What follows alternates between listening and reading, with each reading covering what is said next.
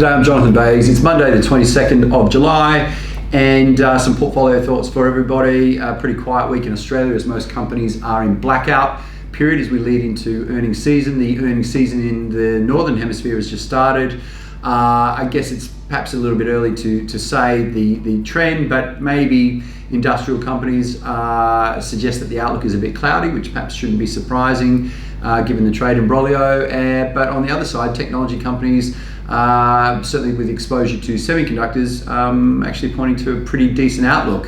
Both TSMC and ASML. ASML is the world's largest lithography machine manufacturer, suggesting that the move to 5G has been really good for them and certainly reflective of improving demand, and TSMC were suggesting of the same thing. In the industrial space, Textron were disappointing. They're an aerospace manufacturer. CSX, one of the larger railroad operators, were also disappointing, saw some big falls as well. And the CEO at CSX actually described the economy as one of the most puzzling he'd seen.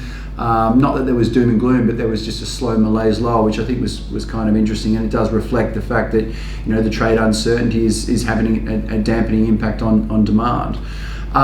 In Australia, we had news out on Oil Search and on NAB, but really beyond that, not a huge amount more. NAB made a really good appointment with the former CEO, or the current CEO of Royal Bank of Scotland, Ross McEwan, set as to be the new incoming CEO at NAB. He's got a great reputation, done a terrific job in the restructure of RBS in the UK, and he was formerly the head of retail at Commonwealth Bank, which again is a really big job too. Oil Search fell about 10% actually, sadly, along with the oil price, but perhaps a bit worse than the sector because markets are concerned about this ongoing review, if you will, that the new Prime Minister and his new cabinet are making on the gas agreements that have been done and are set to be done in PNG. And so Oil Search obviously is very heavily exposed there. We don't concern ourselves that there will be a material delay. We think the PNG government is very keen to see the money spent and the infrastructure developed there for their own best interests, and so won't see a material decline. In fact, I think the PM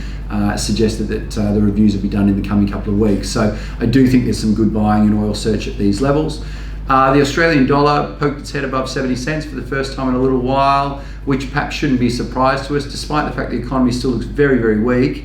And the data we got last week on the job side and on just the general economy here in mid-July being quite soft, Australia is still, relative to the rest of the world, actually a pretty sound economy, and the level of government debt is quite low. So again, whilst around us there's a lot of issues, even though we've got our own issues here, we perhaps still look a little bit better than the rest of the world, and so not so surprising that the Aussie dollar is starting to creep its head a little bit higher, and that has ramifications if it continues, as I think it may, for many of the consensus positions that people have in their portfolios. Anyway, I can keep it pretty simple this week. Later in the week we get the technology companies in the United States, so Google, Amazon, Facebook and Tesla. Next week we get Apple, and in Australia Rio Tinto kick off the earnings next Thursday, but then following that all through August it's pretty hammer and tong for the corporate earnings front. Okay, thanks, have a great week.